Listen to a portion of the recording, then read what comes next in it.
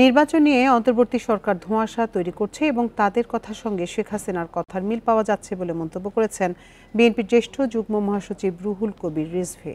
এদিকে একটি মহল আদালতের মেয়র ঘোষণার রায় নিয়ে সামাজিক যোগাযোগ মাধ্যমে বিতর্ক তৈরি করছে বলে মন্তব্য করেছেন বিএনপির নেতা ইশরাক হোসেন। সকালে নয়াপল্টনের দলের কেন্দ্রীয় কার্যালয়ে ভারপ্রাপ্ত চেয়ারম্যান তারেক রহমানের পক্ষ থেকে রিকশা, ভ্যান ও অটোরিকশা চালকদের মধ্যে ঈদ উপহার প্রদান অনুষ্ঠানে এসব মন্তব্য করেন তারা।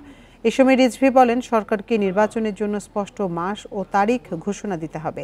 তিনি আরও বলেন, নির্বাচন সুষ্ঠু হয়নি বলেই জুলাই আন্দোলন হয়েছে। এ সরকার ভোটে নির্বাচিত না হলেও তার জনসমর্থন রয়েছে। অন্যদিকে ইশরাক হোসেন বলেন, ন্যায় বিচার পাওয়ার জন্যই আদালতে গিয়েছিলেন, আইনি প্রক্রিয়া শেষে ন্যায় বিচার পেয়েছেন। এ রায়ের মাধ্যমে আইনের শাসনের দৃষ্টান্ত তৈরি হয়েছে বলেও মন্তব্য করেন তিনি।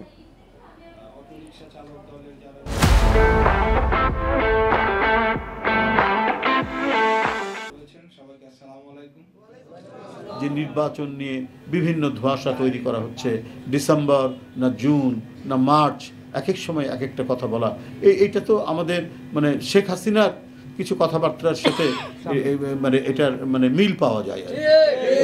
কেন এটা হবে?